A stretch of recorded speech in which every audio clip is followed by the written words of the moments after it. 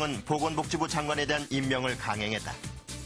개각을 둘러싼 당청 간의 갈등, 그 중심에 유시민이 있었다.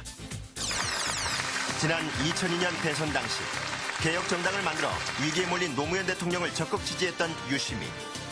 열린우리당 입당 이후에도 유시민은 정치적 고비고비마다 노무현 대통령을 지원하고 나서 한동안 그에겐 노 대통령의 정치적 경호실장이라는 꼬리표가 붙기도 했었다. 대통령이 별로 관계없는 문제까지도 전부 다 대통령이 뭐 잘못해서 한 것처럼. 저는 대통령이 수많은 비판 세력을 갖고 있다는 건 대통령의 행운이라고 생각합니다. 예, 감사하게 생각하고 있습니다. 예.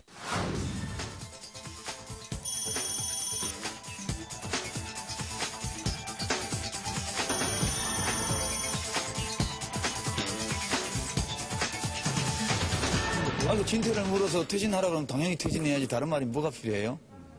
당연한 거 아닌가요?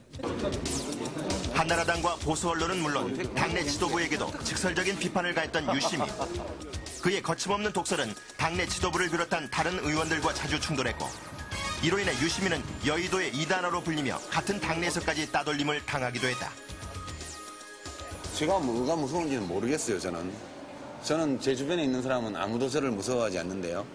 근데 일국의 국회의원이시고 집권당의 국회의원들인데 뭐가 제가 무섭습니까? 그곳에서 의견을 분열과 갈등의 상징처럼 또 보이고 그래서 우려를 많이 하고 있는 것 같습니다. 제 고집을 밀고 나가기보다는 많은 분들의 소망을 깊이 들여다보는 이런 자세로 독선과 아집이 좀 강한 사람이다 라고 지금 각인이 되어 있는 것이 사실 현실입니다. 그 말씀을 깊이 새기겠습니다. 지금도 한나라당이 박멸의 대상이라고 생각하십니까? 예, 그렇게 생각하지 않습니다. 제가 그런 표현을 쓴 거에 대해서 많이 반성했습니다. 여야 의원들에게 먼저 악수를 청하며 신선한 충격으로 새 이미지를 각인시켰던 초보장관 유시민. 그로부터 6개월 뒤인 지난 수요일, 국회가 아닌 과천청사에서 만난 유시민의 모습은 예전과는 사뭇 달라 보였다. 공격적인 눈빛과 표정과는 달리 얼굴에서 여유로움이 묻어나는 장관 유시민. 독선과 아집의 강성 정치인이라는 이미지로부터 유시민은 그렇게 인생 제2막을 위한 새로운 변신을 꾀하고 있었다. 수많은 반대와 우려에 부딪히며 복지부 수장에 오르기까지 취임 6개월을 맞은 장관 유시민에게 지난날의 소회를 직접 들어본다.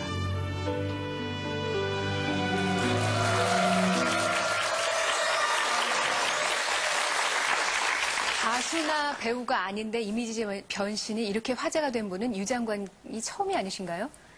모르겠습니다. 전례가 있는데. 예. 지금은 머리 모양이 좀 자연스러워지셨는데 깜짝 놀랐어요. 머리를 이렇게 깔끔하게 넘기시고 나지막한 목소리로 90도 각도 숙이면서 인사하실 때 각오하고 저렇게 하신 거였죠? 예. 그날 정문에 가기 전에 국회의원회관 지하 사우나에서 씻고 가면서 그 아저씨가 이렇게 만져준 머리입니다. 네. 예, 그러다 보니까 머리는 그래 됐고요. 예. 그러고 이제 장관은 이제 입법이 없이는 일을 하기 어렵기 때문에 무조건 국회의원님들한테 잘 보여야 됩니다. 그게 잘못 보이게 되면 일을 할 수가 없습니다. 그러니까 장관 후보자로 지명되어서 청문회에서는 순간부터 그거는 이제 그렇게 될 수밖에 없습니다. 그래. 하다 보니까 편하고 좋습니다. 여론조사 결과로도 보면요. 재미있는 결과가 나타나는데 국회의원 중에 선호도 2위로 선정이 되셨고요. 그리고 비선호 국회의원 1위에 올라 계세요. 부동의 일입니다. 네. 이렇게 극과 평가를 달리는 거는 유시민 장관님을 좋아하는 사람과 싫어하는 사람이 극명하게 갈린다는 얘기인데요. 이런 이유에 대해서 스스로 생각해 보신 적이 있는지, 그리고 또 이렇게 호불호가 너무나 극명하게 갈리다 보니까 사람들을 설득하는 데 있어서의 어려움 같은 것도 있을 것 같은데요. 예, 그건 문제죠. 그러니까 사람이 원만하지가 않고 좋아하는 사람 좋아하고 싫어하는 사람 싫어하고 그렇다는 뜻이니까요. 그게 그냥 생긴 게 아니고 제가 한 일의 결과로 생긴 거기 때문에 이제 억울하지는 않다. 근데 또 제가 계속 그렇게 사는 건 아니니까 또 달리 살다 보면 또 달라지겠지, 그렇게. 예. 근데 좋아하는 사람들은 이제 그러니까 속 시원하다. 그러니까 하고 싶은 얘기 다 한다. 다른 사람들처럼 이제 음흉하지 않다. 이제 그런 측면인 것 같고 또 이 비판하는 사람들은 아무리 그래도 그렇지 너무 남한테 상처를 준다. 이제 그런 측면들이 있는 것 같아요. 그러다 보니까 이제 한 정치인 같은 경우엔 정말 옳은 얘기를 뭐 방송에서 해야 될지 모르겠지만 뭐 네 싸가지 가지. 없이 이렇게 얘기한다고 네 가지라고 얘기하시네요.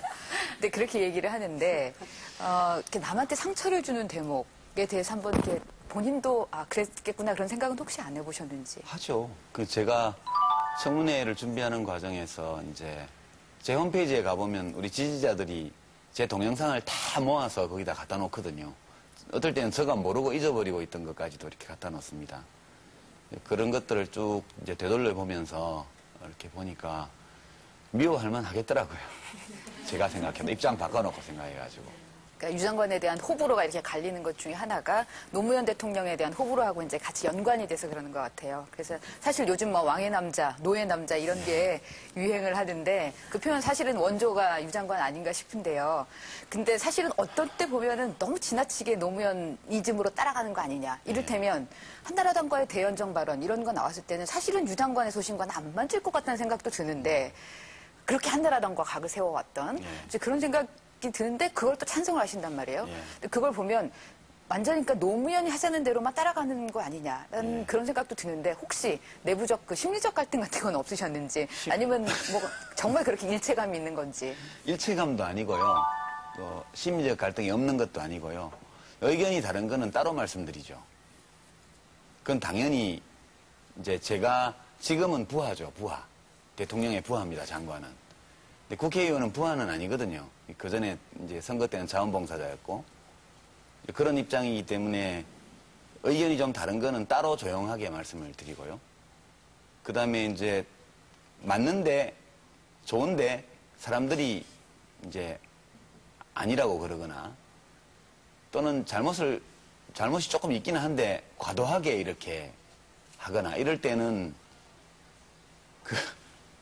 비 맞아주는 사람도 가끔 같이 있어야죠. 그런 생각도 좀 있고 가끔씩은 저거는 안 하셨으면 좋겠는데 하는 때도 있습니다. 그때는 조용하게 요즘은 이메일도 있고 많이 있잖아요. 조용하게 그건 좀 아닌 것 같습니다. 뭐 이유는 이만저만합니다. 이래 보내드리면 어떨 때는 막 그래 들어주시기도 하고 어떨 때는 또 생각이 다르니까 그냥 가시기도 하고 그렇죠. 그렇다고 해가지고 뭐 내 말 안 들어준다고 등 돌릴 수 있나요? 그건 또 아니죠. 인간적으로는 아마 많은 분들이 이해를 하실 것 같고 또 인간적으로는 옳은 결정들이 아니었나 이런 생각도 할 수 있을 것 같은데요. 근데 과연 공직에 계시면서는 그것이 바람직한 일이었느냐. 특히 지금 이제 그 여당에서는 우리가 진작 그 정부와 대통령을 견제하고 올바로 조언하지 못한 것에 대한 그 반성들이 많이 있지 않습니까? 근데 유시민 장관은 조언을 못한 것뿐만 아니라 아예 나서서 대신해서 돈을 받지 않으셨습니까? 이에 대한 반성은 없으신가요? 이런 얘기는 절대 하지 말라고 우리 참모들이 그러던데. 제가 맞아가지고 대통령이 좀 덜 맞았을 때도 있습니다. 그러니까 이 참여정부에 대해서는 이제 대통령이 지도자지만 그때 지지했던 사람들도 끝까지 자기가 책임져야 되는 측면이 있습니다. 근데 같이 해가지고 정권을 만들어 놓고 중간에 최고 책임자가 뭐 좀 잘못 갔다고 해가지고 이제 뭐 또 비판할 수도 있죠. 그렇지만 모든 사람이 다 그래야 되는 건 아니거든요. 열린우리당 국회의원 중에 대통령 편 들어주는 사람이 한 명도 없다고 한번 생각해 보십시오. 그것도 그렇게 아름다운 풍경은 아니거든요. 그러니까 어차피 열린우리당에서도 대통령 편 그렇게 많이 들어주는 사람이 별로 없습니다. 겨우 몇 사람 그 중에 하나 있는데 그것까지 다 지적해서 너까지 다 등 돌려라 이렇게 얘기하는 거는 너무 좀 심하고요. 사랑하는 마음이 참